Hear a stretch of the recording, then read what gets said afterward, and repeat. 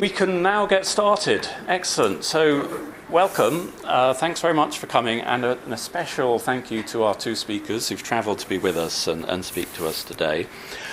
I'm expecting that we're going to aim to close around 9:30. We'll see how it goes a bit with that, but not really extend beyond that. Anyway, I'll do both the introductions at the start. My name, by the way, if you haven't met me, I'm Philip Goodchild. I'm Professor of Religion and Philosophy at this university. So first we'll hear from Abdullah al Andalusi. He's an international speaker, thinker, and intellectual activist for Islam and Muslim affairs. Apart from many appearances on television and at many universities and community centres, he has also co-founded the public discussion forum, the Muslim Debate Initiative, a forum that promotes open dialogue and critical debate between thinkers, academics, politicians, and public speakers. And secondly, we're going to hear from Arif Ahmed, who's reader in philosophy at the University of Cambridge and a fellow of Gonville and Caius there. He mainly works on rational choice, but also has an interest in religion and has debated this matter with some very prominent names. The names William Lane Craig, Tariq Ramadan, Rowan Williams may not be so well known to all of you, but they're very well known to me. I'm delighted that we've got both speakers with us. We'll have a presentation first from Abdullah, and then there will be a response from Arif, and then a 5-minute response from Abdullah, 5 minutes from Arif, and then we'll open it up to the floor.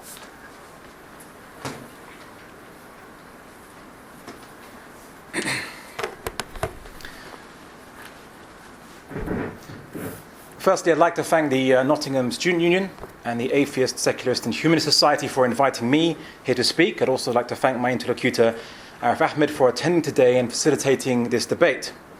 Today's debate topic is quite a double-barreled one. Is God necessary to explain reality and provide a consistent basis for values? I intend to demonstrate that not only is it God necessary to explain reality, but also that no consistent basis for morals and values is possible without God. Let's start by mentioning a basic question. What is reality? And why does it need an explanation? Reality is simply the existence of finite and limited things as opposed to the existence of nothing. If nothing exists, then no explanation would be required. However, if something exists and it is limited and defined in extent, form and composition, it would need an explanation. And by explanation, we mean cause. So to explain the occurrence of something is actually to explain its cause. This constitutes the burden of explanation that is upon both theists and atheists and agnostics alike.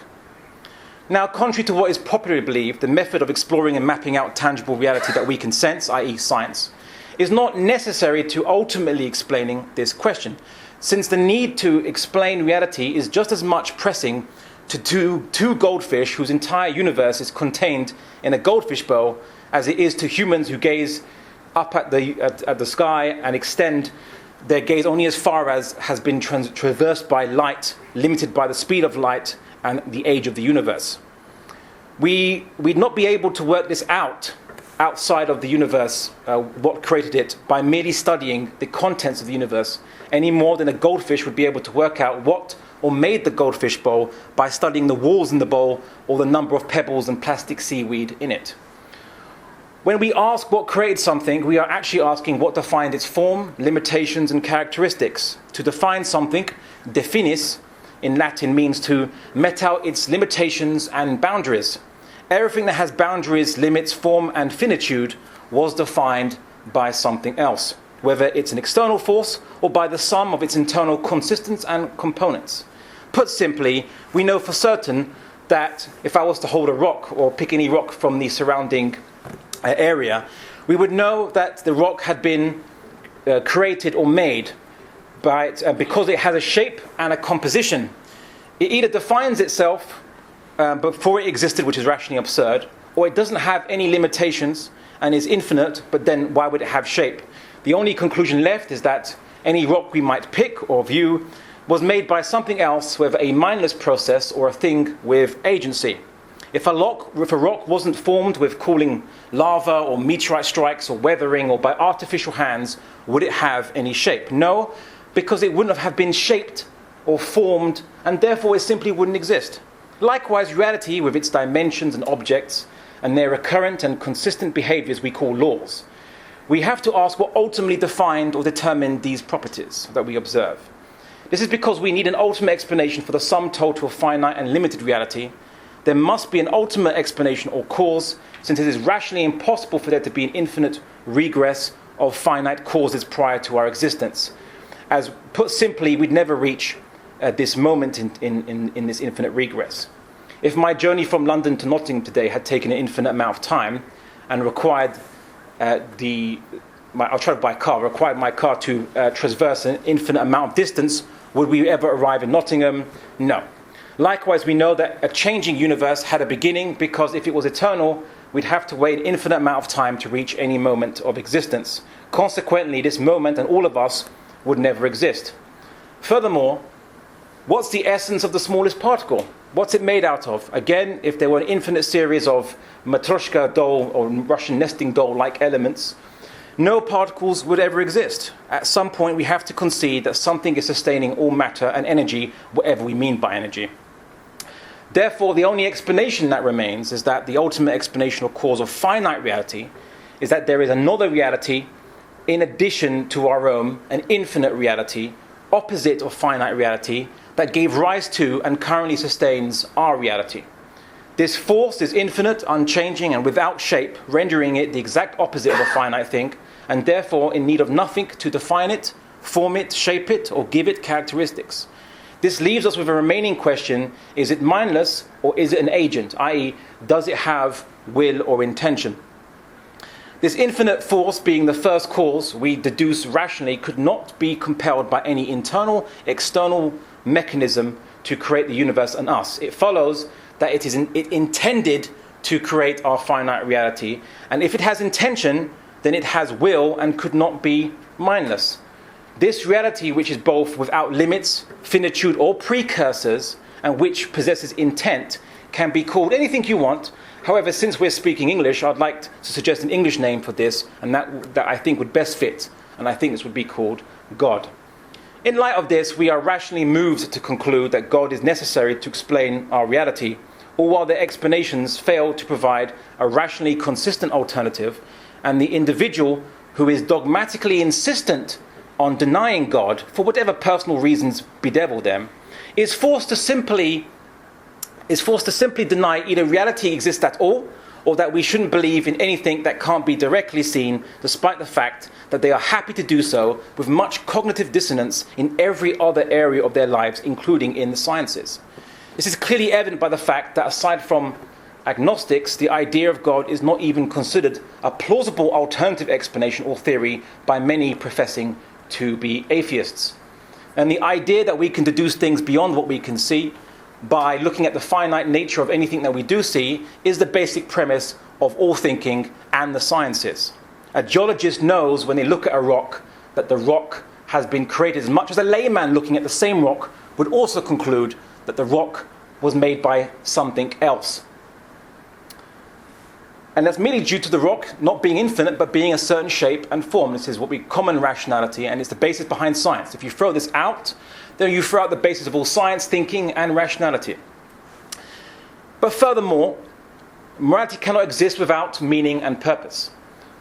The existence of God and God's intended creation of all finite reality means, at the very least, that everything that exists in our finite reality was intended. This intention means that everything that exists and existed and will exist is intended and therefore becomes imbued with purpose and meaning. Words only have meaning because they have an intended signification or information behind what they convey.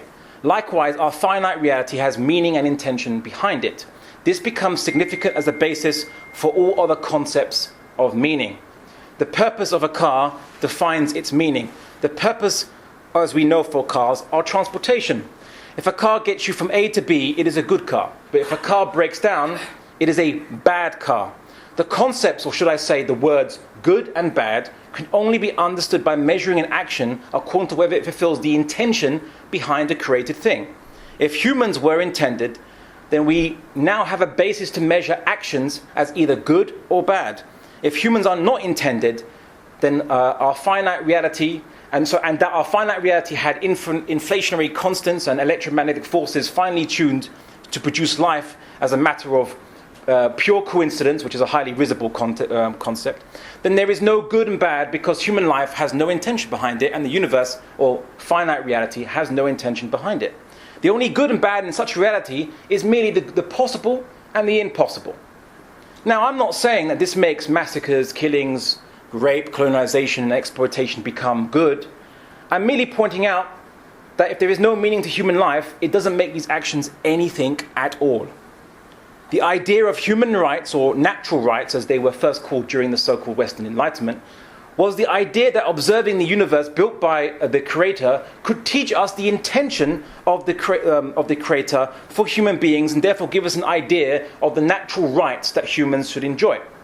Jeremy Bentham declared the idea of natural rights to be nonsense on stilts, and argued instead for a utilitarian perspective where actions were only judged based purely by reference to the achievement of a desired goal by any human in question. Human desire then became the only measure of what is good or bad, and herein lies the problem. You see, it's not that atheists can, and no one's arguing that atheists cannot perform actions that would be considered moral by people who believed in divinely established natural rights. The observation I'm merely pointing to is that unless atheists embrace mental compartmentalization and hold on to dogmatically morals bequeathed to them from a religious legacy within their societies, or they don't question the mental conditioning their parents implemented on them to condition their adult behavior, they have no argument to justify or refute any desire they or anyone else possesses, whether it fits in with accepted social norms or goes outside them. What remains to atheists is not morality, but culture and childhood conditioning. However, today's debate is not about the intellectual justification for morals. It's actually about motivational consistency in morals, and it's about whether God is necessary to provide a consistent basis for values. So let's examine motivational consistency. Motivational consistency means that a moral standard possesses the ability to motivate someone consistently to live and behave by moral codes, regardless of the situation or inconvenience. The trick here is to ensure that people act consistently with the moral code in like-for-like situations that do not depend on their personal convenience. Now, atheists or materialist moralists may argue that there might not exist a higher objective morality outside the material world. However, we can construct, based on a social contract, a type of list of morals by which we can establish society for the greater benefit of all. To wit, they play a game to construct society based on what is called lightened self-interests, and asks everyone to play by the same rules and allow everyone to achieve their common interests. But this relies on two assumptions. It assumes that everyone starts off with equal capability and equal starting positions, something that human realities just don't bear out. And it also assumes that the rules will never get in the way of people's interests, and that people will never be tempted to cheat or use shortcuts when they are confident no one is looking. What if the people playing this game were unequal players, and some could work the rules well enough to gain so much of their interests that others end up without attaining theirs? Like, for example, the wealth disparity we see in capitalism. Some people will have more wealth than others. Some people have more opportunity and connections. Some have more skill than others. Some are more attractive than others. Apparently, this individual in California, Elliot Rodger, was so frustrated at the fact that he couldn't get any girls that he decided to take out his wrath upon individuals on the street by killing women and men, or jocks as he calls them, because he believes that he was the perfect gentleman and he couldn't get women, and women were only treated as bad guys, and so he decided that was unfair, and so he decided to kill people based on what he considered to be unfair, and what he did was obviously grotesque. However, we have to look, what incentive did those people who see others getting ahead of them have to follow the rules that are clearly benefiting some people more than others? Furthermore, what about people who see that their interest may be reasonably attained by cheating? In either case, we would expect materially motivated people to see it as wise to accept. So would we expect people who are materially motivated to see it as wise accepting losses in the service of a greater good? Well, the communists couldn't motivate people to do actions for the greater good without profit incentives, despite the fact they threatened them with gulags and other such quote-unquote inducements. And look at what about in criminology? Criminologists have a concept or a model called rational choice theory, whereby they explain that many criminal activities are done because the criminal perceives it to be rational to attain their interests. People have often heard the saying, it's only a crime if you get caught, or rules are made to be broken. If our ancestors would go out for hunting, accepting that there would be risk in doing so in order to get a benefit, then why do we expect modern humans to not use to play with risk to get their interests too? Especially if they feel they are disenfranchised, or that they feel that they didn't want to work the 9-to-5 slog and they want to get rich quickly. And people would argue, well, if everyone did that, society would collapse on itself, and who could countenance or justify that action when if everyone was doing it, society would collapse. But here's the assumption. You can break the rules without society collapsing. You can break the rules, you can cheat, you can lie, you can defraud. If no one catches you, then society doesn't collapse. Heck, even if you do the crime, you're caught, society doesn't collapse. So arguing that people would abstain from doing bad actions because society would collapse and therefore the common interest would be against that is not really kind of seen in actual practice. We also see that people might have self-interest without any consequence. For example, some rich capitalists might be okay to pollute the world and make more profit because, heck, it's not them that's going to live in the polluted world in the future. So they don't see any consequence in their lifetime, and they don't see much motivation to prevent or to not take advantage. What about belief in justice? I would actually argue the concept of justice has killed more people than any other concept. Just the word justice itself has killed more people than any other concept in human history. And envy and jealousy between people arise because people believe that we are all equal. So if someone is richer or is more attractive or is more intelligent, you see envy and jealousy rise amongst people. And many experiments have shown that when people are playing a game and some people are getting ahead in that game, that people will expend resources to actually undermine their competitors in that game, to actually undermine each other. And many experiments have shown this. So how do you get rid of this? You can't, because nature exists in natural inequalities. You can't get rid of them. And what about if you're a powerful nation against weaker nations? What could you argue against American colonialists to not colonize the New World? You couldn't argue anything against them. They got away with it. What about those who colonized Australia? They got away with it, and they benefit from it, and their descendants benefited from it, and there's nothing you could argue against them because they had no consequence to their actions. In fact, human history is a litany of tribes oppressing other tribes because it doesn't destroy their own society by attacking other countries around the world. And so they do it because they might have a benefit in it. They see it as a benefit, resources, land, territory, and they pursue that benefit without consequence. But just to kind of bring it in, which I'll kind of conclude, we also see that if you base ideologies around human convenience, and you base rights around human convenience, well then the God of human convenience giveth, and the God of human convenience taketh away. We saw debates in America about torture, whether torture should be legalized. Not legalized, sorry, it shouldn't be prohibited. Because they said, if it saves lives, why not, is the argument. And the debate was whether it works or not that it goes against people's natural rights. Because as Jeremy Bentham said, natural rights is nonsense on stilts. So then the only argument you could ever bring is, does it work? Doesn't it work? We see secular kind of tolerance only applies when it's convenient. But we see both John Locke writing in his book, ironically titled A Letter on Toleration, John Milton, as well as many others, talk about that you do not tolerate minorities where you can't be sure that they are loyal to the state. They don't have a right of toleration.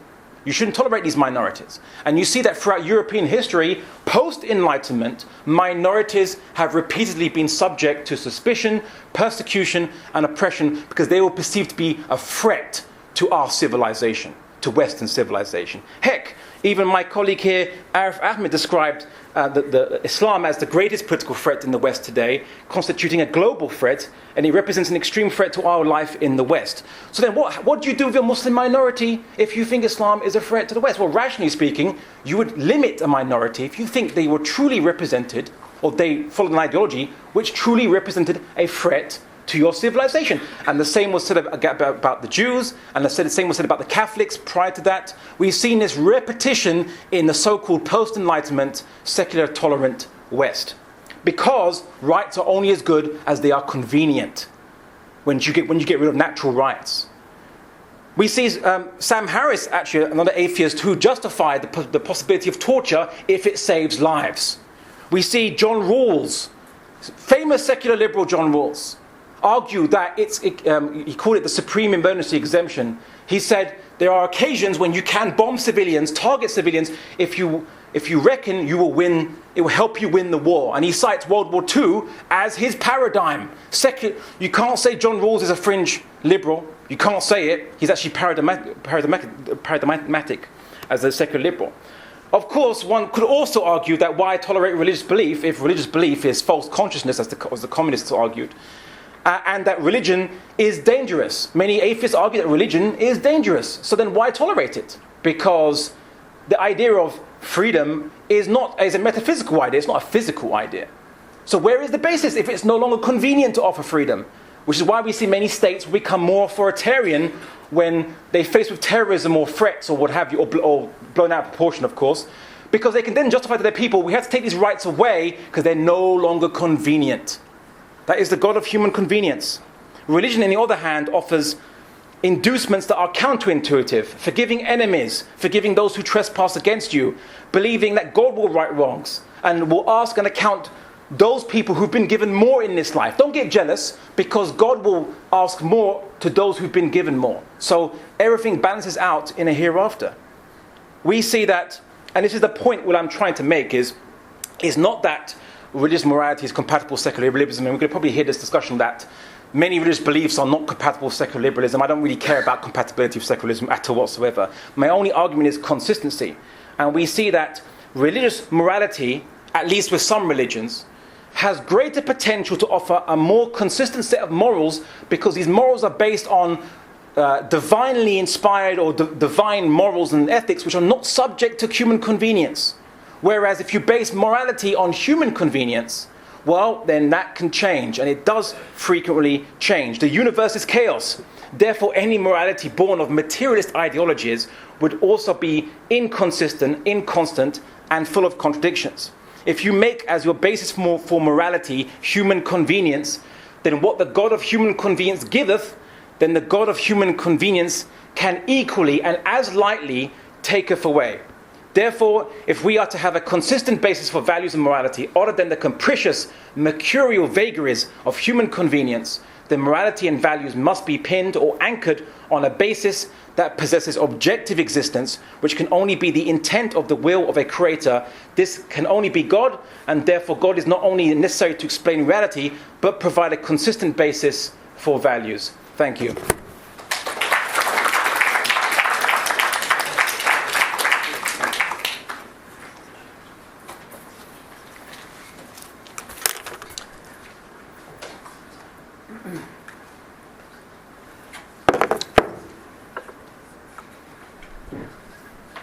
Okay, terrific. Can you all hear me?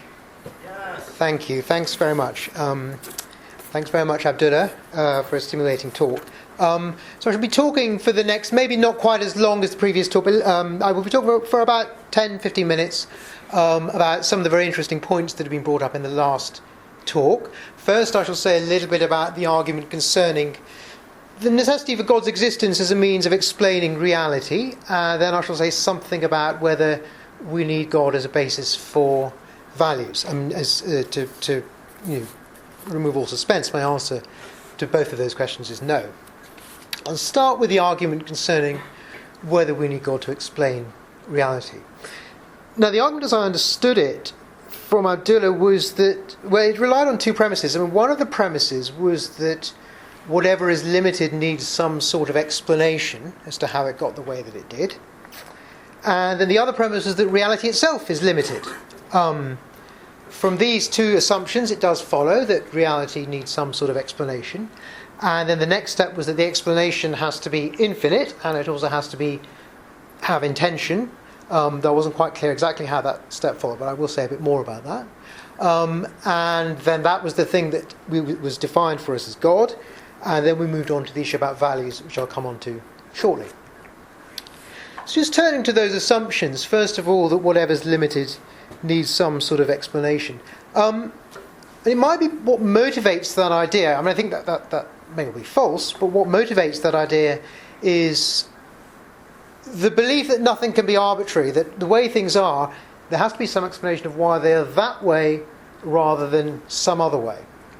Now, we're familiar in modern science with plenty of counterexamples to that kind of principle.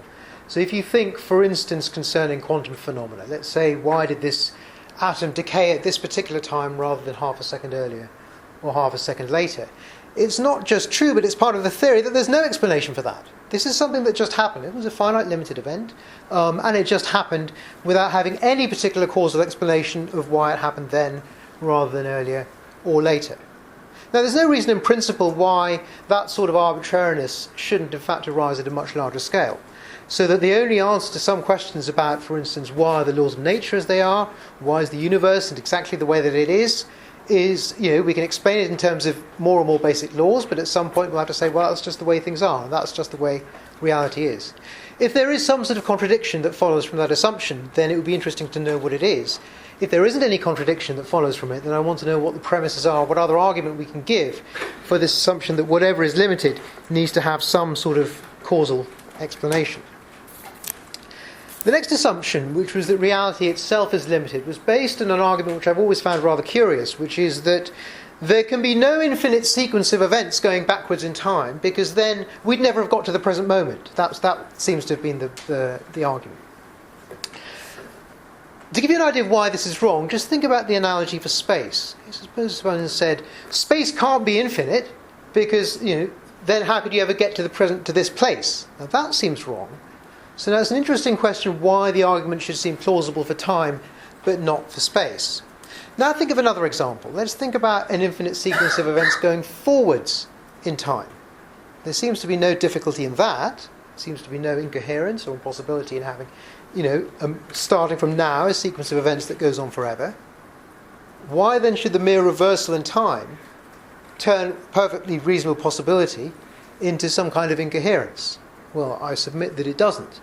And if the question is, if time started an infinite amount of time ago, how did we ever get to the present moment? That's a fallacy, because we never started an infinite time ago. There was no infinite amount of time ago. It's just for every finite number of seconds, there was something that many seconds ago. So there's no time at which you could point and say that moment was infinitely many seconds before the present one. A third point, which is for a different reason, illustrates the falsity, I think, of this assumption. We can, of course, in principle, there's nothing to stop us from fitting infinitely many events into a finite amount of time. Again, anyone who knows physics can see this from the case which runs forwards in time. So if you imagine a very simple Newtonian model of a ball bouncing on a flat surface with a certain coefficient of elasticity, each bounce of the ball will take a certain, say each time the ball hits the surface, then bounces up slightly lower, and then bounces up slightly lower. Each bounce might take, let's say, 50% of the time of the one that preceded it. If the first bounce took 10 seconds, infinitely many bounces will have been completed in 20 seconds. There we have infinitely many events taking place in a finite amount of time. Now, those laws are reversible in time. We could make a film of that sequence of events, play it backwards, and now we've got infinitely many events of which there was no first one. There's nothing impossible about that. No incoherence at all. If there is an incoherence, perhaps Abdullah could tell us what it is. I'm not aware of any incoherence of that or any difficulty in accounting for the universe in that way. One other point that I'll make about this is that, of course, even if we think that the universe is finite in time, as I guess people do think, the universe began between 13 and 14 billion years ago, there are theories according to which it wasn't just space that began at that moment, it was space and time. In fact, it's incoherent even to distinguish between space and time in the way that we customarily do. So that time itself began 14 billion years ago, and there was no time beforehand when nothingness was hanging around waiting for the universe to come into existence. There was no time before that point 14 billion years ago. So again, no problem arises. There was no question as to what happened the time before the universe began in order to bring it into existence. There was no moment when the universe didn't exist. The two assumptions of Abdullah's argument, as I said, were first of all that reality is limited. First of all that what is limited needs an explanation, and secondly that reality itself is limited. I've argued that both of those assumptions are false. The step, even if we grant those assumptions, we grant that reality needs some kind of explanation, the step from those assumptions to the conclusion that the explanation has to be A, infinite, and B, possessed of intention, was, I'm afraid, completely opaque to me. I just don't see how it can follow. How that can follow. Let me say a little bit about what does count as a good explanation versus a bad explanation in areas with which we're familiar, so where we can distinguish explanation according to rational criteria. A good explanation of something is something that actually makes predictions that you wouldn't expect, which then turn out to be true. That's what a good explanation is. If you think about, for instance, the nuclear model of the atom versus the model of the atom in which charge was distributed uniformly across it, the nuclear model of the atom is a good explanation of what atoms are made of, if you want to put it in those crude terms, because it explained what Thomson observed. It explained the deviation of charged particles. It made a prediction which we then found to be true. Now, if this supposed explanation of reality, which is that it was created by an infinite being with intention, actually makes predictions about things that we haven't observed, and those predictions are borne out to be true, and other theories don't make those predictions, that's an argument for it. That would be a good explanation. So then my next question would be, can we hear one of those predictions, please? Otherwise, I see no reason to think this is remotely plausible. It seems a completely hopeless explanation of something which, I submit, didn't need to be explained in the first place. Let me move on now to the issue concerning values, whether we need God to be the basis for values.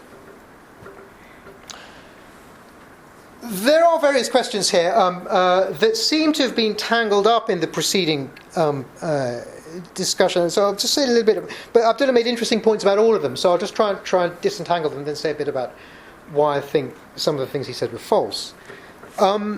You can distinguish, first of all, the question whether we need God to exist in order for there to be such a thing as moral conduct, from the question whether we need God to exist in order for there to be a distinction between right and wrong in the first place. Let me start with the first one, because I think Abdullah did talk about it towards the end of his discussion when he said, incentivizing people in terms of self-interest or enlightened self-interest won't persuade them to act morally.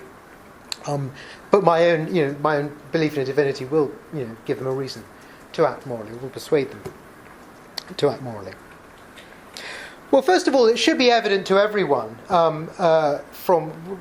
mainly from the plain facts of history, that there have been people, and there no doubt will continue to be people, who act morally without any belief in God at all, or certainly without any belief in anything like the Christian, Jewish, or Islamic God. We can take plenty of examples from antiquity of people. I suppose Socrates is an example that might be contested, or if we take people who are not only enlightened people but very profound ethical thinkers like Marcus Aurelius or Aristotle or Plato, there's a tradition not only of ethical action but ethical thought completely divorced from any religious form of belief, and that of course is a very rich tradition that goes on to this day under the name of ethics and is a branch of philosophy. There's also, of course, plenty of evidence that in countries where people are more secular, the kinds of acts that none of us have any difficulty in distinguishing as virtuous as opposed to vicious, are more prevalent. So that, for instance, if you think of the countries with the lowest crime rates, the lowest homicide rates, let's say, in the world, if you look at those countries such as Switzerland or Denmark or Japan, none of these are religious countries. In fact, these countries, if anything, are marked by their strong tendency towards secularism. So again, there's plenty of evidence that moral conduct can exist, and these people presumably have motivations to behave morally that are quite independent of religious beliefs, So moral conduct can exist and be motivated quite independently of any belief in a divinity. Setting aside that point, it just seems odd to me that the sorts of motivations that belief in God provide could be said to be motivations for moral conduct. The sorts of motivations, the sort of incentive that Abdullah mentioned, well in fact he mentioned two. The one he seemed to focus on was the motivation that involved self-interest. If one thinks one is going to be punished after one dies, or horrible things are going to happen to one after one dies, if you steal, or lie, or cheat, or murder, that you might refrain from murder, but you are not doing so out of a moral motive. Any more than someone who's trying to rob a bank and you put a gun to their head to stop them from robbing a bank. That doesn't make their refraining from robbing the bank some kind of moral self-restraint. That makes it a self-interested act. So the question is, are the people who, like all of you, like all of us, who don't kill and don't lie and don't steal, are we doing it out of a moral motivation, or are we doing it out of a self-interested motivation? If we are doing it out of a moral motivation because we respect other people, or because we love other people, or because we don't want to lie or be dishonest or cheat, if we're doing it out of a moral motivation, appealing to God adds nothing to that. It doesn't make you any more moral. And if you're doing it out of a self-interested motivation, then again, appealing to God doesn't turn a self-interested act into a moral one. It simply turns it into enlightened kind of selfishness. The other sort of source of motivation that Abdullah mentioned for moral action was the intention of the creators. This is towards the beginning of this section of his talk, where he said that what makes something right or wrong is because it's in accordance with the intention of the person who created it. Now, of course, one difficulty with that is that we have to ask, where does this moral obligation come from? The obligation to do the thing that your creator wanted you to do. Is that an independent obligation that exists independently of God's will? In which case there can be moral obligations that are independent of his will. Or does it not? And if it doesn't, why are we obliged to obey it? Indeed, it seems a very suspicious thing to me in the first place to say that one's always obliged to obey the intentions of whoever it was who created one. I can see no basis for that. Certainly, my belief that it's wrong to steal and it's wrong to lie and it's wrong to kill people, the difference between honesty and dishonesty, the difference between kindness and selfishness, those differences are much more clear to me and much more clear to any atheist than is this rather dubious claim that one's always obliged to do what your creator intended for you. The second sort of issue, which I think Abdullah did talk about briefly, and so I'll also talk about it briefly, was to do with whether belief in a divinity is something that is necessary for the existence of a distinction between right and wrong in the first place.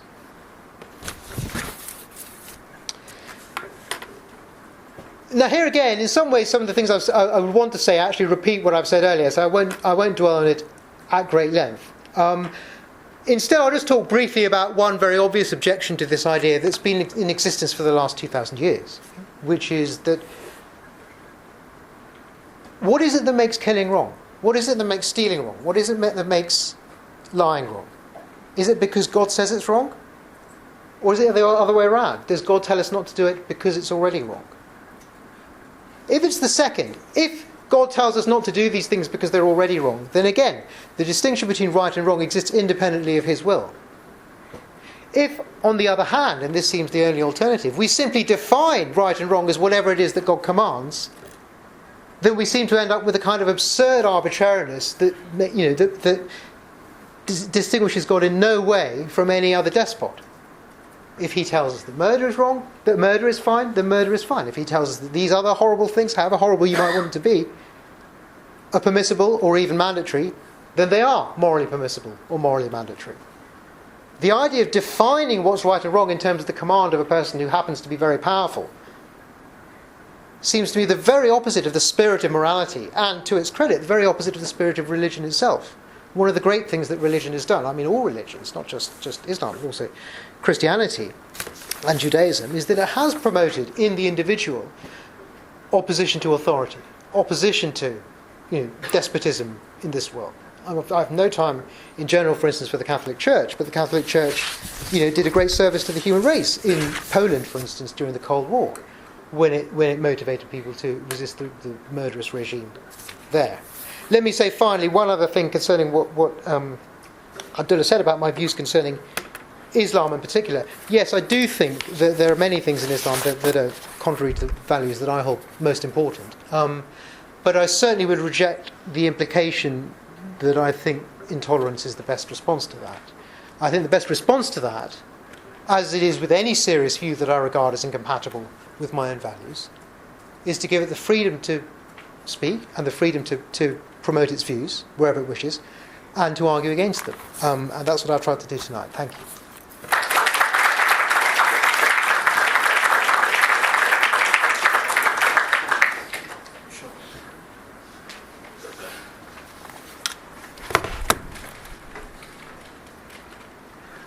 I'd like to thank Arif for his, well, it's more of a rebuttal rather than a presentation. Maybe if I should go second next time. So let's look at what he said, and let's see if there's any merit to any of the arguments or rebuttals he put forward. So he said that, how do I know reality? I suppose he was implying that how do I know reality is finite. I said, let's just look at finite reality. I'm not going to make any assumptions about how big the universe is. Let's just look at finite reality and begin our question from there. Like, I would say just how the goldfish would be inside the bowl. They wouldn't know how big the world is outside the bowl, but they would start their questioning from inside the bowl to make a deduction about the ultimate cause of all things. He said that a good explanation makes predictions. I say that we're having an after-the-fact discussion about the creation of something that already came into existence. It's not necessary to make predictions. Scientists won't make predictions when they discuss the Big Bang or what could have caused the Big Bang, because they're talking about something that's happened in the past. We have to wait for another Big Bang to come along in order to make where the mean discussion of predictions makes any sense. So we're talking about an after-the-fact discussion about something happened in the past, not something happening in the future. He said that it wasn't clear in my presentation where intentionality of a creator comes from. Well, my point was that the creator is the first cause and nothing compels this first cause to make the universe. Then the only alternative left is that whatever made this universe did it on its own initiation, which is the definition of will or intentionality, and therefore that's how I say that's where intention comes from. He said infinite regress could be, well, he argued against my point that infinite regress is impossible. I said, well, here's the thing. An infinite regress, as I said, if we had to wait an infinite amount of time before leaving this theatre, we were told that we're not allowed to leave this theatre until an infinite amount of time had passed, would we ever leave? Well, no, we wouldn't. If we were told that in order for this event to start, that we have to wait an infinite amount of time, the event would never begin. And that's my point. It's why I know there is no infinite regress prior to this point, and why there can never be. He argued that there's a possibility of having infinite regress going into the future. We said no, because at any point in time you could press the stopwatch on that and it would only be a finite, an ever-increasing finite amount of time at any point in time in the future. He said that there could be an infinite distance between any 2 points. Well, no, and I think scientists generally argue that there is the smallest amount of space, I think it's called a Planck space, where there's the smallest amount, but it's like discrete units. To get from one side of the computer to the other, you have to kind of traverse an amount of pixels. So there's not an infinite amount of distance you have to traverse between any 2 points, because if that was the case, you couldn't get to any 2 points. Just use an example. If I had a balloon and I draw one dot on one side and one dot on the other side, and I expanded it infinitely, you could never get from one point of the balloon to the other. So the fact that I can get from London by plane to New York means that there's a finite amount of distance between the two. He said that there was no time before 14 billion years ago. That's a great speculation. Please give me your evidence. Let's base our comments on evidence, please. He said that there was no moment where the universe didn't exist. More speculation from an apparently omniscient interlocutor who knows what the entire existence of the universe from is infinite past, apparently. Again, let's not mix speculation with a discussion on rationality. He says... what other points did he say? Why does limited things require cause? Well, because we have to explain why they are limited to that particular degree that they do. The whole premise of science is to study what delimits things and why they have these characteristics being born of their limitations, their characteristics, their form, and their consistency. If you want to throw this out, then we might as well throw out science along with it and rationality, because that's the whole premise of it. He said, why can't anything be arbitrary? Well, because I like to question things. I don't want to just say, let's believe it, it's there because it's there. Let's not ask any further questions. We should be inquisitive. We should ask. We shouldn't just accept things as just being arbitrary in causation. He said, well, in modern science, atoms decay at no deducible moment in time. This is an argument from ignorance, an argument from current human ignorance into the science. Why is it? Is it so random, yet the rate of decay is constant? The rate of decay of radioactive materials are constant, and yet he's saying it's a random thing? No. So why do atoms choose? Why do atoms choose to decay? Well, that's something that we have to investigate, and maybe our descendants will discover this in some scientific lab. Let's not speculate and say, and throw up our hands, say nothing makes sense anymore, and throw it out. I'm very glad our ancestors didn't do that when they studied science. Sure. As for morality, he says countries that exist with a low crime rates, and the majority of people, or a significant group of people, are not religious. I can give counterexamples. Austria and Switzerland have the lowest crime rates, lower than Denmark and Sweden, and they have a higher proportion of religious people. You forgot Estonia and Latvia, and of course, I'm not even going to mention North Korea, but let's just stick with Latvia and Estonia. Highest degree of atheists, highest degree of murder rate in Europe. It falls down. Now, time is very limited, and I won't be able to say to finish other points he mentioned. However, I really want to kind of stress this point. He says, just because he thinks Islam is a threat to the West, doesn't mean he advocates intolerance of Muslims. I say, well, that's great you think that, but Douglas Murray, another atheist, argues, he kind of continues it to its logical conclusion.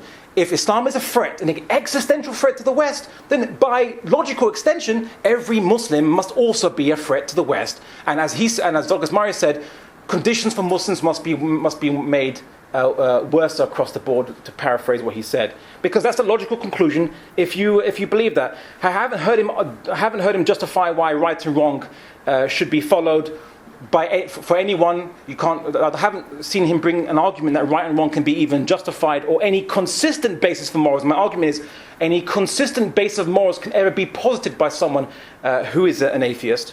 Outside of just, no consistent basis of morals. And I think that's about it, from more or less. I might have missed out a few points, and hopefully I'll come to his, I will deal with his rebuttals in the Q&A, but thanks for listening.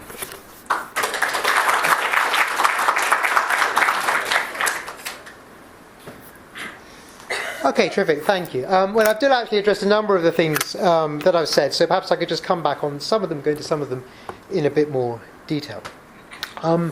One of the issues that he raised that was interesting concerned my remarks about explanation. I said that a good explanation of something is one that makes predictions about other things that we haven't yet observed, and that's a reason for accepting the explanation. And his response was that in this case, as in, of course, all cases of explanation, we are trying to explain something that's already happened and that we've already observed. Of course, that's true.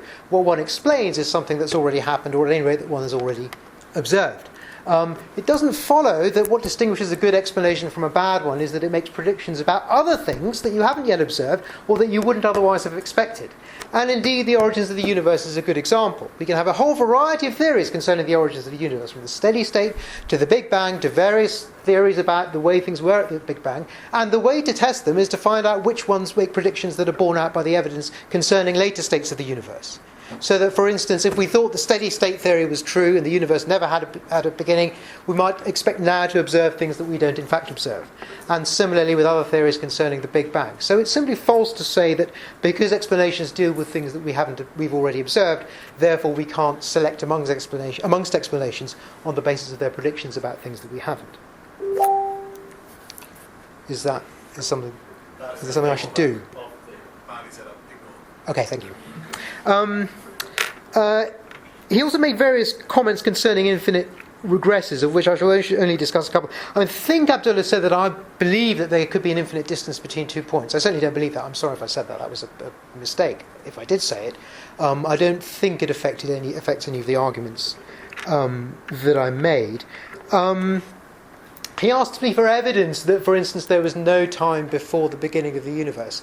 No, it's true. I can't give you decisive evidence that that's true. All I'm saying is that's a hypothesis. For all we know, that's true. And unless we can rule it out, we have no reason to believe his second premise. On the point about randomness and radiation and so on, there's a couple of points to make there. Yes, of course, it's true that radiation obeys certain stochastic laws, and that's how we can predict with a fair degree of accuracy how much of a certain block of uranium is going to be left after a certain amount of time. Of course, we can. It doesn't change the fact that it's random. The fact there are stochastic laws doesn't mean that things don't ever happen at random. It just means that on the whole and on average, or in the long run, you're going to expect certain kinds of patterns. And of course, the randomness that's built into the quantum theory might well be much more systematic than merely ignorance. So if you think about, for instance, the ways in which anyone who knows the Bell inequalities and why, cases where they fail, it's, the point is not only that, we get certain correlations that we observe in nature, but that the whole idea there are hidden variables that explain those correlations by some prior cause has to be ruled out because of the violation of the Bell inequalities. So it's not just, the quantum theory is an interesting case, not just because it exhibits apparent randomness in nature, many things do that. It's a case where there seem to be theoretical reasons why certain kinds of explanation of the correlations we observe just are not available, and that's part of the theory. And of course, it may be that there are explanations that we don't know about, but simply labelling our ignorance with the word God is not an explanation, I think, nor even an attempt at an explanation, at least judging by the criteria for explanation that I mentioned earlier. Now, I'll move on briefly to the ethical questions. How am I doing for time? 2 minutes, thank you.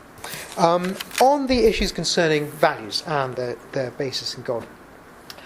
On the point about examples, yes, it's true, one can very easily choose this example or that example. The biggest study that I know, which is the one by Zuckerman, shows that there isn't much of a relation, there certainly is no positive relation between religiosity in society and peacefulness or having a low crime rate. If there is anything, there's a correlation in the other direction. Because nobody's saying that correlation implies a causal connection.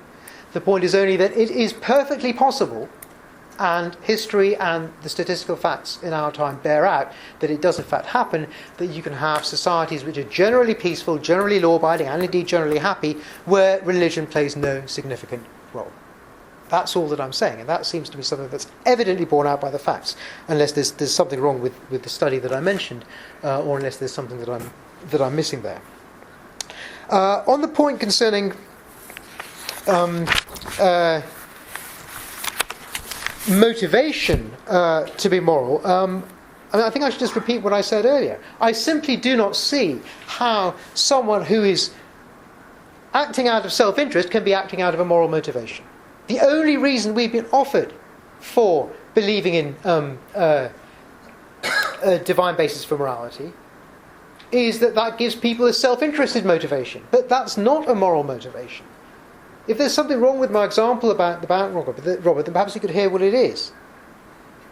There are other things, and I hope we'll have a chance to get onto them in the discussion, but the last thing I wanted to mention, which was just to do with Abdullah's final comment. Yes, I know Douglas Murray has said various things. I certainly disagree with those things that Douglas Murray has said. I mean, for me, the values of free speech and tolerance are so important and so fundamental to Western values that includes tolerance of all of those who profess values that are inconsistent with it. And of course, I should say I disagree, of course, with many of the things Douglas Murray and other people who hold my views on these matters believe about Islam in foreign policy. I think, for instance, it's been a disaster, the way in which we've supported the State of Israel, for instance, and in which we have connived in the continued oppression of the Palestinian people. I think it's the greatest tragedy that's taken place since the Second World War, and is the cause of all the major problems, almost all the major problems of the world, certainly in that region. So my views on those matters are completely different from those of Douglas Murray or Sam Harris or whoever these people are, and certainly shouldn't infer anything about my political views concerning foreign policy from my belief that God is not necessary for values. Thank you.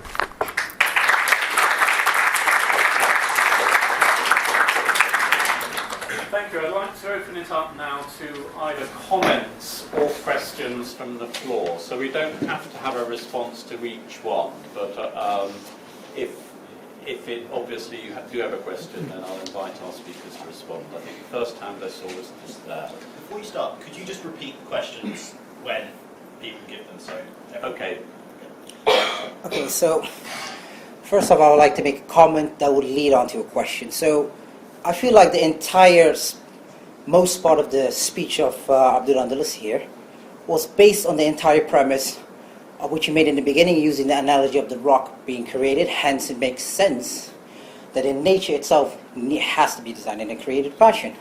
However, you actually yourself made a good argument why this is not a case, since you used the examples using absolute, saying absolute conclusion of the ocean, making a conclusion based on that, using a fish in a fishbowl is fallacious.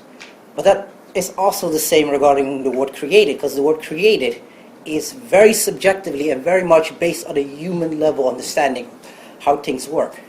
It's by no means necessary that whatever our logics dictates must be, that's how the natural world, including the universe, must also be. So I find it quite ironic that your own argument kind of points to that conclusion itself.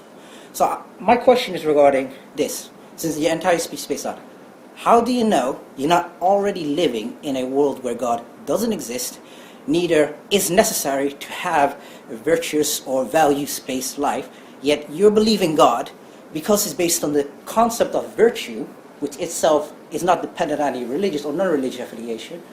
How is that not the reason why you live a good base moral life instead of the idea of a God? So secondly, I would basically say, why is that less the case than God, essentially? Yeah. Okay, well, firstly, I use a more technical term than create. I said define, definis, to met out a portion or shape or put boundaries. And so, if you don't like the word create, I can use the word define if you want. Or we can go Latin if you want, if that's what you prefer.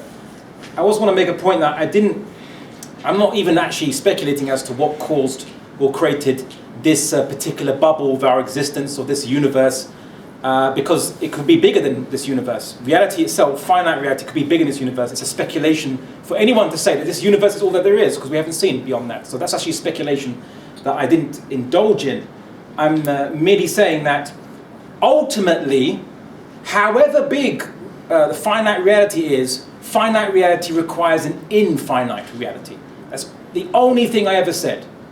And even many atheists have actually concluded the same point, although they don't attribute agency to this infinite reality. They say it's a multiverse or what have you. But even many then conclude it's an infinite reality for those who want to speculate as to giving it a name. They call it multiverse. I want to move on to bring in more voices. I think you would. Within the first 2 minutes, Abdullah, you compared the study of reality to the study of the finite, which to me betrayed a fundamental misunderstanding of the study of mathematics and therefore all of science, which is dependent on mathematics. I could provide you right now with an example of an infinite event which results in a finite result. And therefore, why should we listen to the rest of your argument, which is based on such a fallacious beginning? Give me an example. Okay, so begin with the number 1, and then add 0.5 to that number, and you result in 1.5. Add half of 0.5 to that, you result in 1.75. Continue this on infinitely, and the limit is 2. This is a very basic result in mathematics.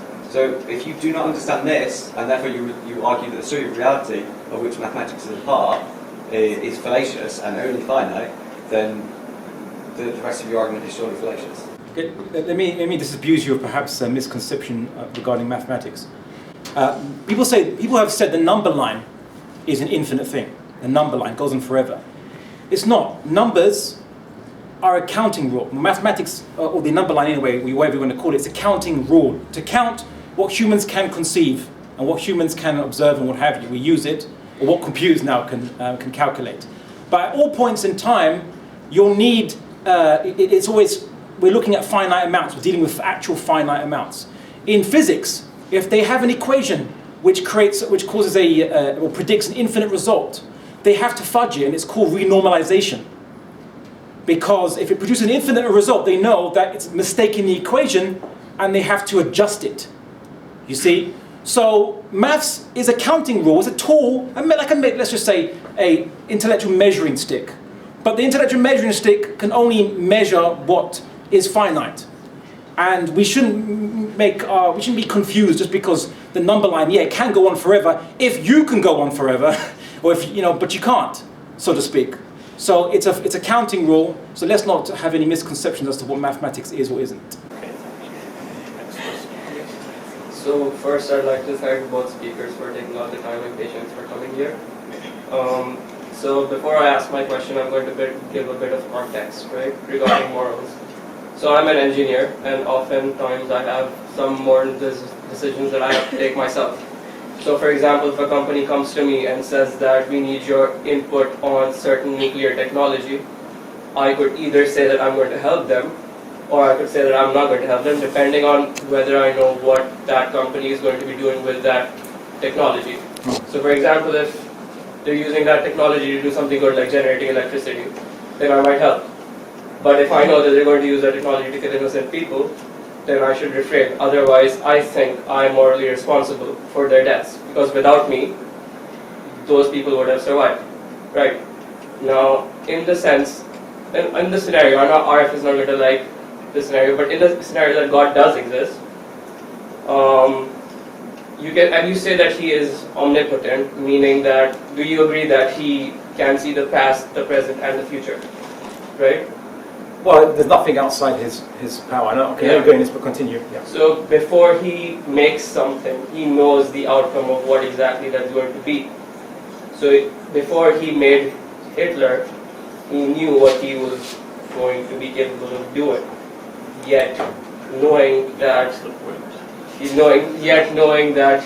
Hitler is going to be doing so many immoral things, he still went ahead with it. So my question is, how can you say that even if God does exist, that He is a moral God? Okay. So it's a typical argument. They call it the problem of evil. It's not really the problem of evil per se for theists, because reality is that you're making an assumption. And the assumption is that God made humans in this life to have unlimited happiness and joy and justice and what have you. And that's, but we see suffering, we see problems in this world, we see obviously evil people and evil things. Now, instead of just saying, oh, maybe my thesis is wrong about why God made us. No, we just say, no, why is God immoral? No. God made us for a purpose beyond just experiencing unlimited happiness. Suffering and happiness are part of our existence.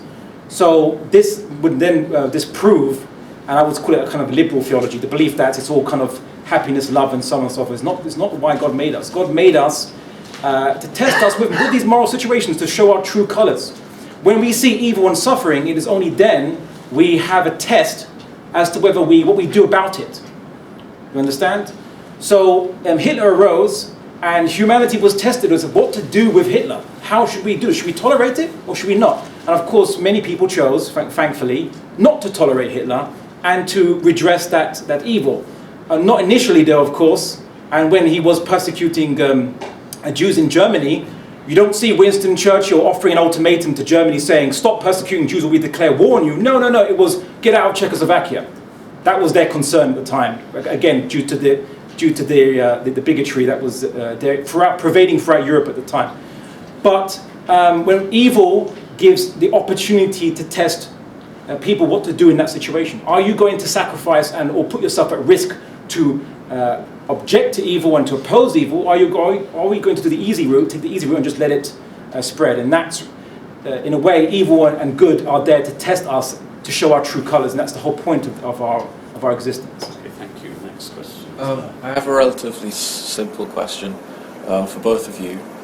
From what I heard in the talk, I think Arif makes the three basic assumptions that reality is real, we have something to learn from reality, and that predictive models that we create are more useful than models that don't predict anything.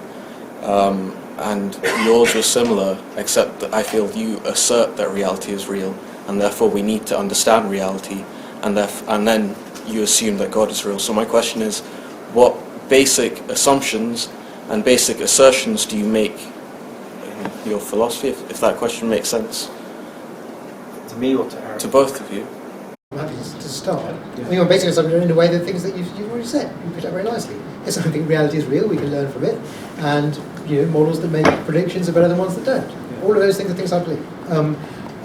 Actually, just take the opportunity just to add one thing, which is in connection with your question and what a gentleman earlier asked a question which I thought Abdullah completely failed to answer, which was that the point is that you can fit an infinite amount of things into a finite space, right? Logic doesn't tell you that you can't do that.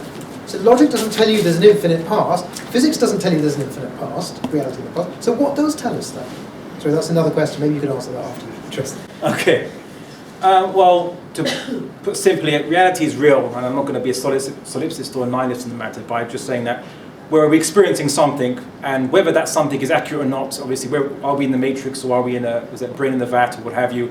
Whether that might be the case is fine, but we know that there's a reality there. Even the matrix has a reality, which is programming, if it ever existed. It doesn't exist, of course. We hope. Right? And even if we were all in the matrix or we're all brain in the vat, I could still deduce that even if there's malevolent daemons or aliens controlling it, it doesn't matter. Ultimately, there's still an ultimate cause. I can still deduce that without me knowing the full reality or the full nature of the reality around me. I just know that there's finite reality, and that's it. That's why I use the word finite reality. As to the point that my colleague has mentioned about infinite amount of things can fit into a finite amount of space, please give me the empirical reality, since you've always said you're an empiricist. Please give me any empirical reality where we've seen this to be the case. I'm not even going to address that philosophically. I'm just going to ask, give us an empirical reality whereby an infinite amount of things can be fitted into a finite amount of space. It doesn't make sense, and we never observed it. Can we move on to the next question? That's I'm sorry, but I'd like to stick on infinities for a little while. Please. We're going to spend an infinite amount of time on it, it seems. Yeah, I feel like some of your arguments portray a bit of a lack of understanding about how infinite series of events, time or space, actually behave. You're clearly not a finitist because you actually posited the existence of an infinite reality, as you called it, outside of our own for some reason. And but when you were refuting one of your opponent's suggestions that you could have a going forward in time, an infinite series of events, you said this could not be infinite because if you were to stop it at any point, you'd still have a finite series of events. But can you suggest a different type of infinity where if you were to stop it at any point, you would not? Because that's the way those things would behave. If you are to stop it, then you've stopped it, and you've got a segment of infinity. So, okay, okay. I mean, we're now going into the abstract, but let's go into it. So I said that an infinite series going ahead. I said it's impossible. I said it's impossible because you can never reach the infinite end of that infinite series going ahead in the future. Because if you stopped the watch at any point in time, then you would only a finite amount of time that has passed. So my argument was that infinite series in the future is impossible as much as infinite series in the past is also impossible. And the fact that there's contradictions when you bring the word infinity into these finite discussions is proof in point that infinity doesn't exist within finite things, which is why there has to be an infinite reality which is not finite in any way, shape or form. And it's why that I posit that is, I call it God. If you don't like it, you can call it Deus, you can call it Theo, you can call it what have you. But that's why I posit, and I call that God. So how could that infinite reality behave? Because you said yourself that you could not actually get infinite things do not work, or you cannot have an infinite series of events. No, I said you can't mix infinity with finitude or what is finite. You can't mix them, and that's my only point. So if you were to say that a human being, any particular human being is God, I'd say, well, that's false, because a human being is finite and God is infinite. And so that's why I'm also arguing against idolatry, but is that what is finite cannot be God, and that's really our point. So don't mix the infinite and finite, and that's really my consistent message here today. Next, we have a question over here. Thank you for your speech.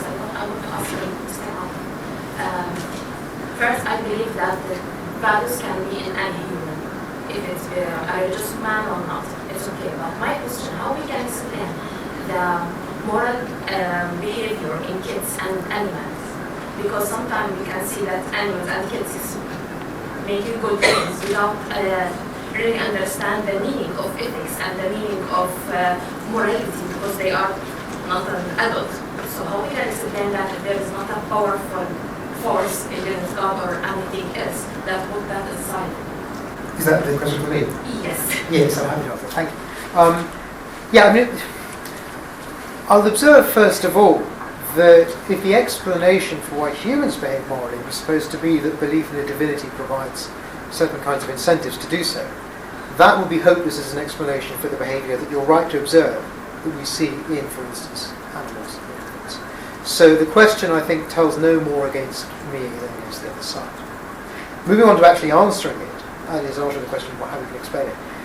It is an empirical question, and there are various reasonable stabs that people have had at answering it. For instance, you might think there's an evolutionary explanation. So if you think that evolution occurs at the level of groups rather than at the level of individuals, you might expect groups in which cooperation occurs, within which cooperation occurs, to flourish and to survive better than groups in which the individuals are constantly at loggerheads. And that's why it's not surprising that we observe in societies today, for instance amongst ants and bees as well as amongst human beings, natural tendencies to cooperative behaviour. That's one sort of explanation. There might be other sorts of psychological explanations. The only thing I'd say, I'm not going to pin myself to any one particular explanation, because I'm not an expert in these things, and I wouldn't want to say something that was just purely speculative. But I would just say, it would be too hasty to say simply because we can't, simply because we can't see off the top of our heads exactly what it might be, that there couldn't be any sort of psychological or evolutionary explanation. I think there are several promising possibilities in that direction. If I may interject, just regarding your point very quickly. When we talk about social behaviour in human beings, and humans are social creatures, and so we have desires to be kind and compassionate to each other. And then people point to animals and say, animals, they have the same behaviours too. What they tend to ignore is animals have other behaviours as well, just our nearest primates, as you can say. There's cannibalism, there's murder, there's rape. People looked at penguins, they all operate in a community, yet some penguins steal stones to make that other penguins make a nest from each other. You can see on YouTube a very famous video, one penguin stealing stones from another penguin who's trying to build his own nest. And because of that, he gets much more stones and has greater chance of attracting a mate. So we see that doing bad things has given benefit to animals, and they do it. Cannibalism, rape, murder within primates, right? Within monkeys and apes and so on and so forth. So my point is this: humans have desires which are coincidentally moral and not coincidentally immoral. The question is, sure, morality, a desire that humans have which are moral doesn't need to be obviously addressed. But what about if humans have a desire to be immoral, to cheat on their partners, for example, when no one's looking?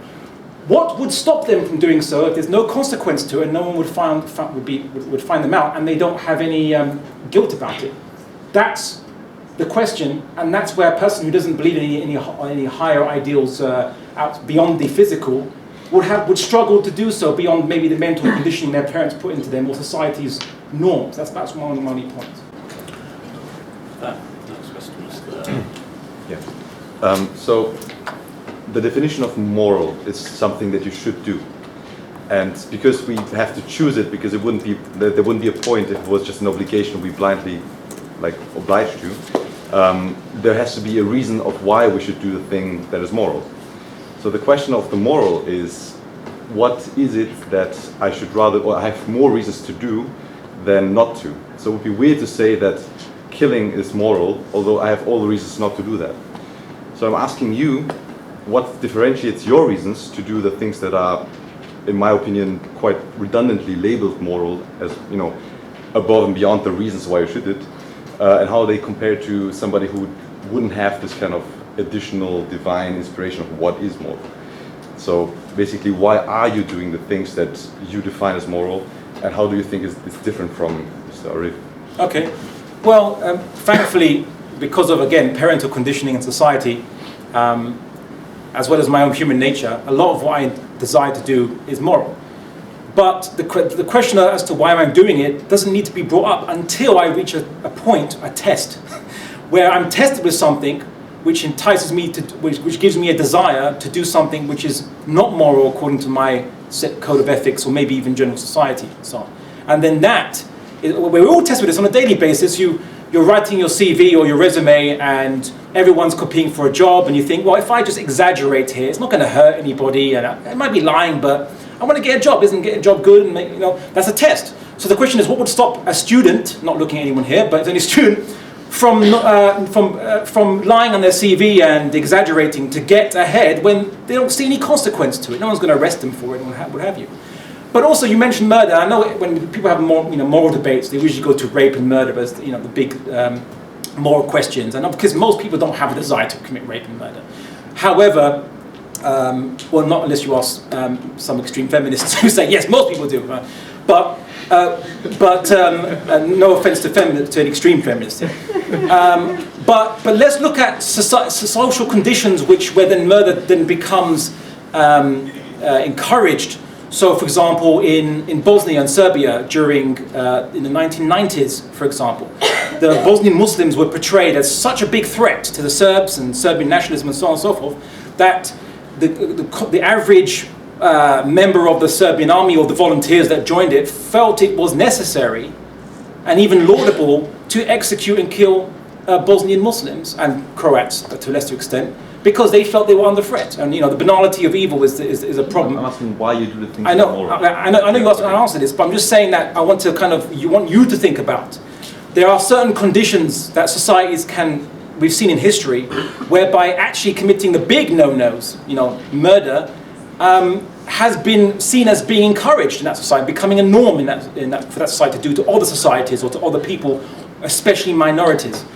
And in the case of in Nazi Germany, for example, we saw that those who were opposing the Nazis, for example, were the Catholic Church. I'm not Catholic, by the way, but I'm just saying that many Catholic priests and so on, went to jail, went to concentration camps because they saw that their religion was incompatible with following the Nazi plan and how Nazis demonized Jews. I'm not saying Christians have always had a good record in that, but I'm just saying that was a case where religion went against the national, the propaganda that was purportedly to be in the national interest of the Nazi agenda.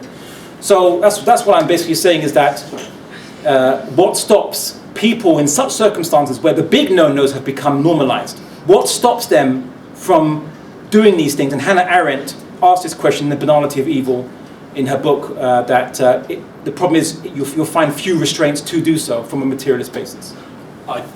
We're reaching the end of our time, and I don't want to take any more questions from people who have already asked a question. But can I ask us now to keep our questions really quite brief and the answers brief as well? So there's a gentleman there in the red who's been waiting for a while. Probably more of a comment. Actually, just to your last point as well, if you actually look, the Catholic Church was in quite open alliance with the Nazi regime from the get-go. There was only individual Catholics who didn't want to get involved with that rightly.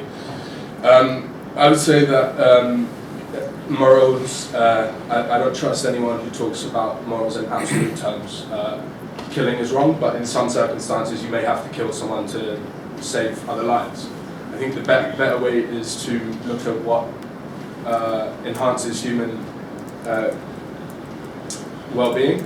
And I think religion is the first attempt to first and the worst attempt to put a kind of code of conduct, but also it evolves over time. So the Quran and the Bible don't say anything specifically against slavery, for example, but we all know that now to be wrong because we've evolved morally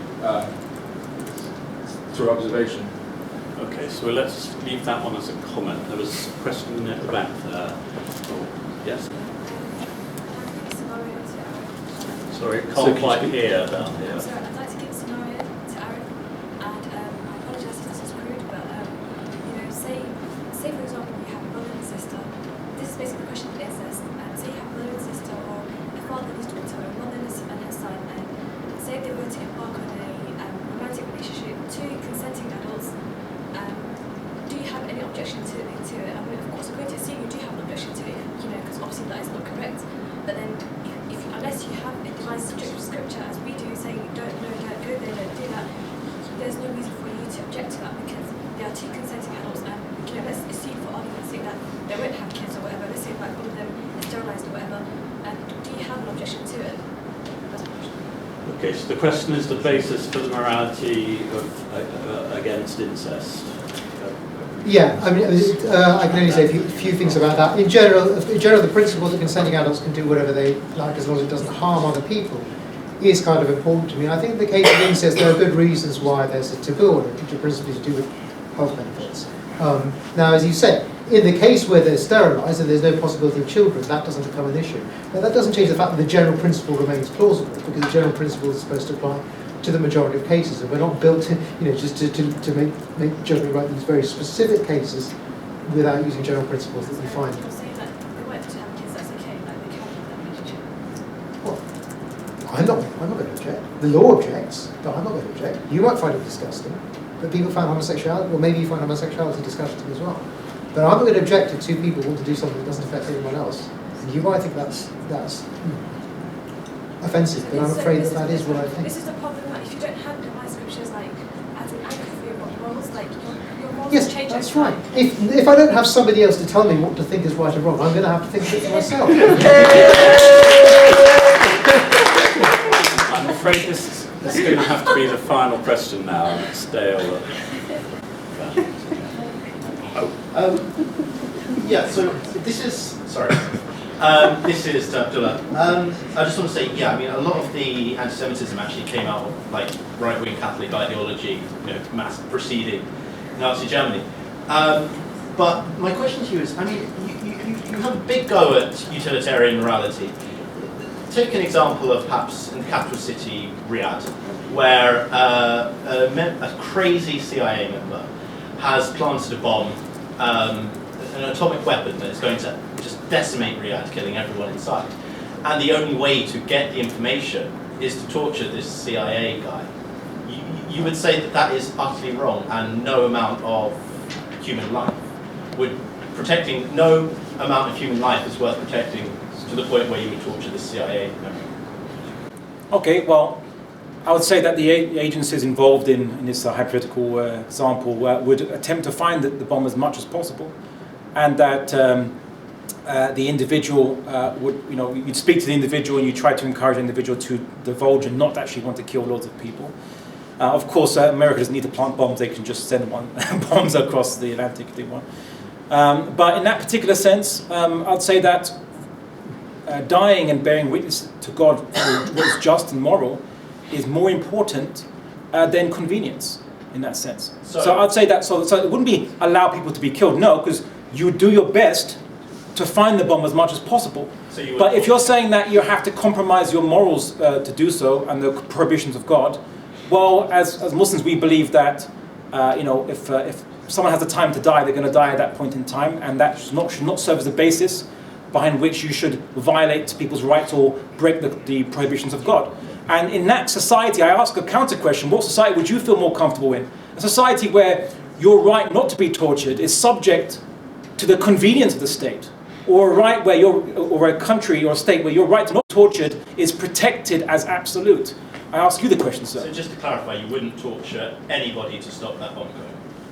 I wouldn't break the prohibitions of Islam on torturing, and I'll get the agencies to search as hard as they can to find the bomb.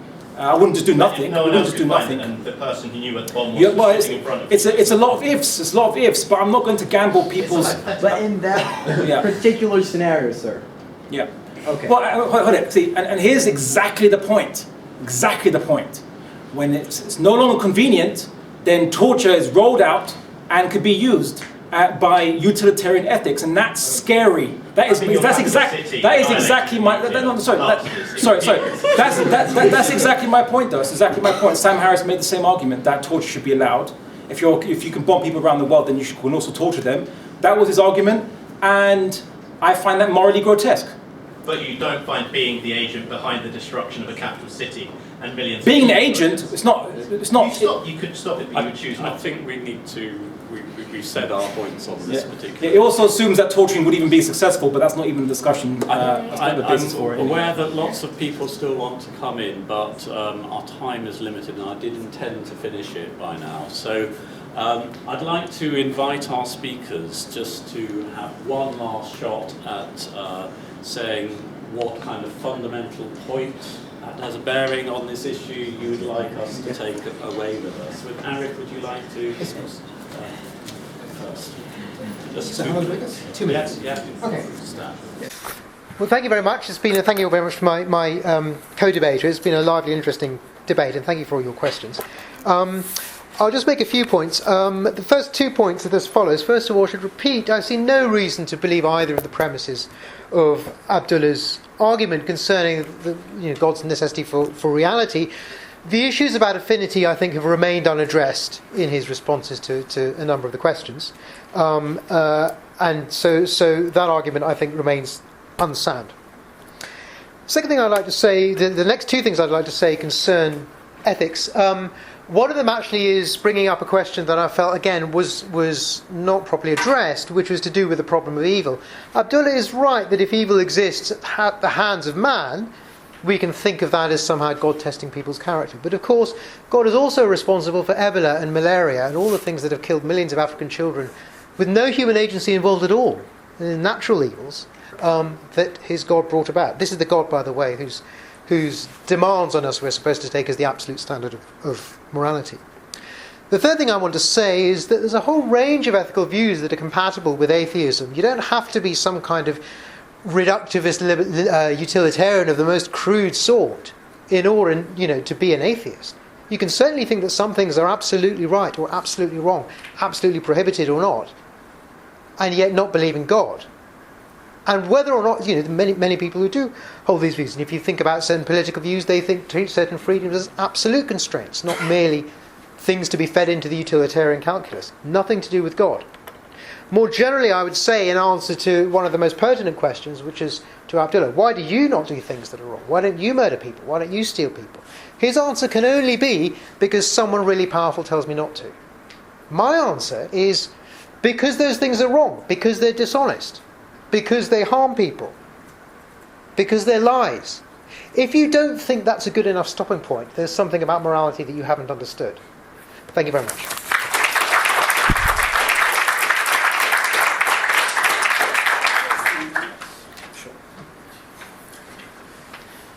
I'd also like to thank the audience and my interlocutor for their contributions.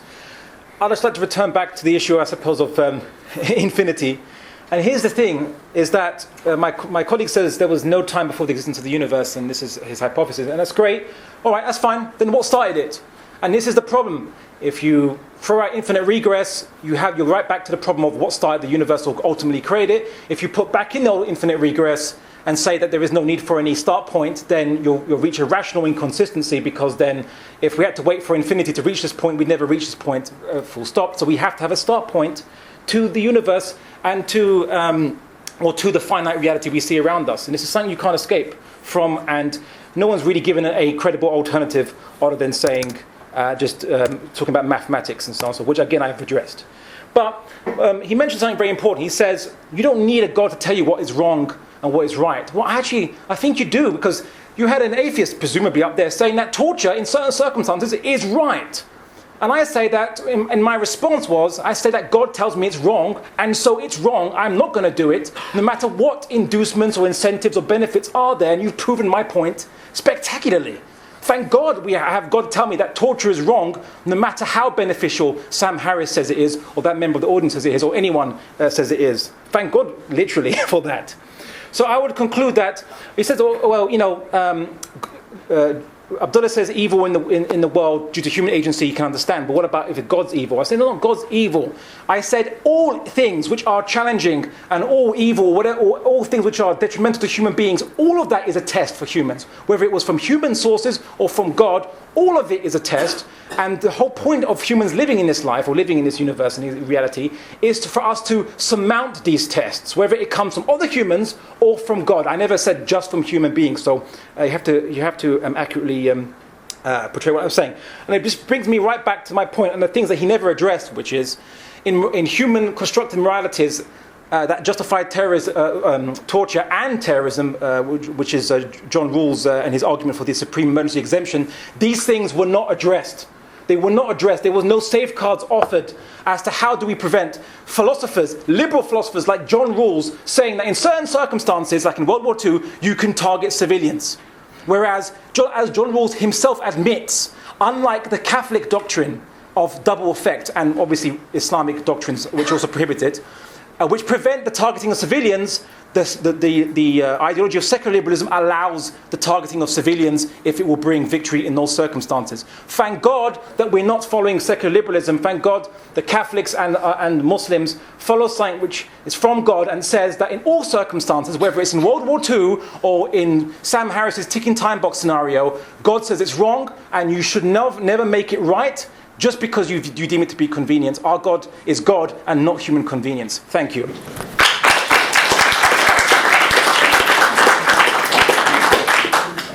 Well, I'd like to sum up very briefly just by thanking our speakers for what has been a tremendously energising, stimulating and intelligent and articulate debate. And to thank also our audience members for some excellent and challenging and searching questions. So thank you very much. It's been a great event.